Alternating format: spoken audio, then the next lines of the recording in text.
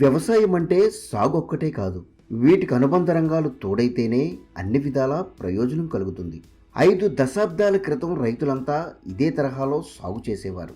హరిత విప్లవం నేపథ్యంలో కేవలం సాగుపై ఆధారపడి నష్టపోయిన రైతాంగం మరలా పాతతరం పద్ధతుల వైపు అడుగులు వేస్తుంది. ఇలాంటి పరిస్థితుల్లో సాగులో నష్టం వచ్చినా మిగిలిన రంగాలన్నీ రైతును ఆదుకుంటున్నాయి.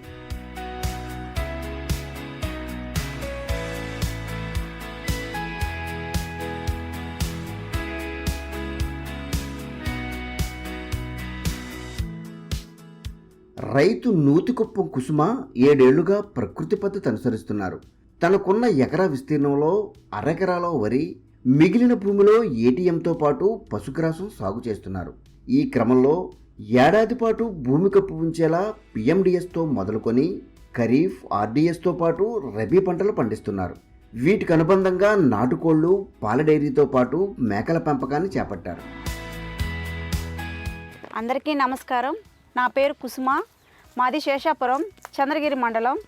మేము ఇప్పుడు ఒక 5 ఏళ్ల నుంచి ప్రకృతి వ్యవసాయంలో వరి, మామిడి తోటలోనే మేము మాకు ఇంటికి కావాల్సిన కూరగాయలు పండించుకుంటున్నాము.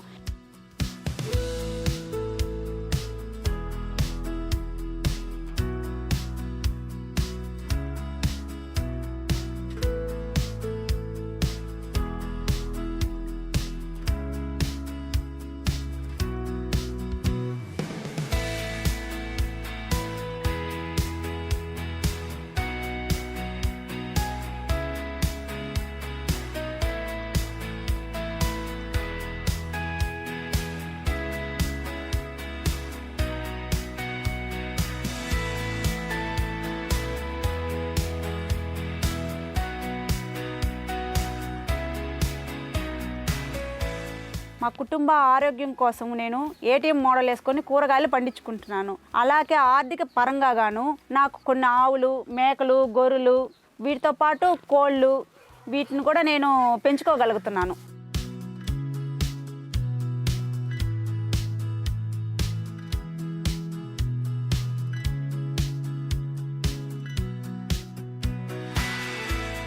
దీనిలో భాగంగా 20 సెంట్ల విస్తీర్ణంలో అన్ని రకాల జాతులతో కలిపి ఏటీఎం మోడల్ వేసుకున్నారు.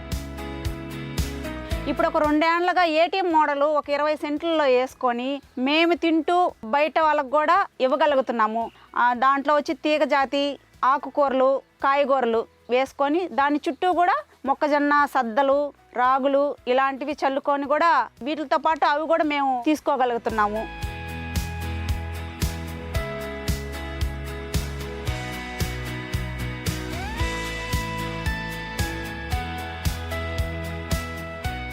పంటలో పేరుకుపోయిన కలుపు తొలగించి శుభ్రం చేసుకుంటున్నారు. ఈ పంటలకు 15 రోజులకు ఒకసారి ద్రవజీవామృతం అందిస్తున్నారు. దీంతో పాటు తెగుళ్ల కట్టడికి కషాయాలు పిచికారీ చేసుకుంటున్నారు.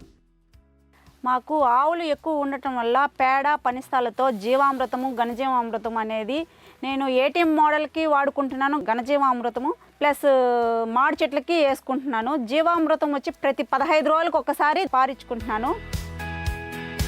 మాకు డ్రోన్ అనేది సబ్సిడీ కింద శాంక్షన్ అయింది. దీంట్లో జీవామృతము, కషాయాలు అనేటివి మాడి చెట్లకి ప్లస్ వరికి రెండిటికి మా వారు స్ప్రే చేసుకొని దాని గుండా కూడా కొంచెం ఆర్థిక పరంగా మేము ఆదాయం పొందుతున్నాం.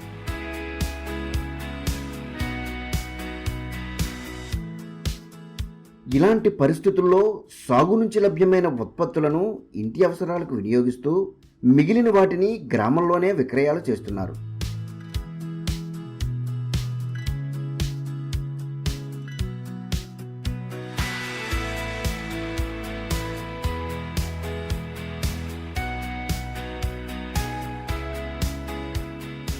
వీటికి అదనంగా నాటుకోళ్లు, పాడితో పాటు మేకల పెంపకాన్ని కొనసాగిస్తున్నారు.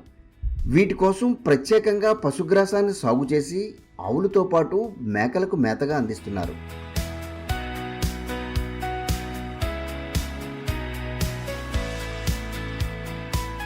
దాంట్లో వచ్చేటువంటి గడ్డి నేను పశువులకి వేసుకుంటున్నాను, ప్లస్ మేకలకి గొర్రెలకి వేసుకోవటం వల్ల కొంచెం హెల్తీగా మంచి పోషణ అందుకొని పాల దిగుబడి బాగా వచ్చి అవి కూడా హెల్త్గానే ఉన్నాయి.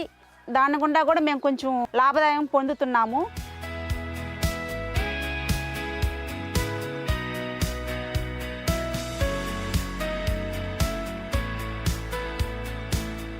ఆవుల నుంచి పాలు సేకరించి డైరీ నిర్వహిస్తూ అదనపు లబ్ధి పొందుతున్నారు.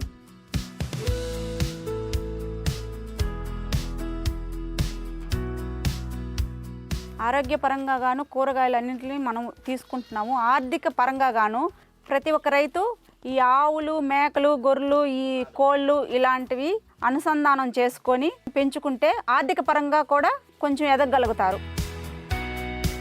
ఈ విధంగా సాగుతో పాటు అనుబంధ రంగాలకు ప్రాధాన్యత ఇస్తూ రైతు కుసుమ కుటుంబం అన్ని విధాలా ప్రయోజనం పొందుతోంది. 4-5 ఏళ్ళగా ప్రకృతి వ్యవసాయం చేస్తున్నాము.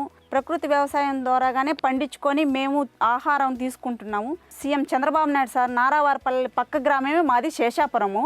ఆయన ఆశయం ఎక్కువగా ఈ ప్రకృతి వ్యవసాయం పైనే రైతులందరూ ప్రకృతి వ్యవసాయం ద్వారానే పండించాలా, వాటి గుండా వచ్చే ఆహారమే తీసుకోవాలని ఎక్కువ చెప్తున్నాడు. సో మేము ముందు నుంచి చేస్తున్నాం కాబట్టి దానివల్ల వచ్చే ఆరోగ్య లాభం కానీ ప్లస్ భూసారం కానీ ఎలా ఉంటుందని మా పక్క రైతులకు కూడా మేము ఎక్కువ వాటి గురించి చెప్పి మోటివేషన్ చేసి ప్రకృతి వ్యవసాయం చేపిస్తున్నాం.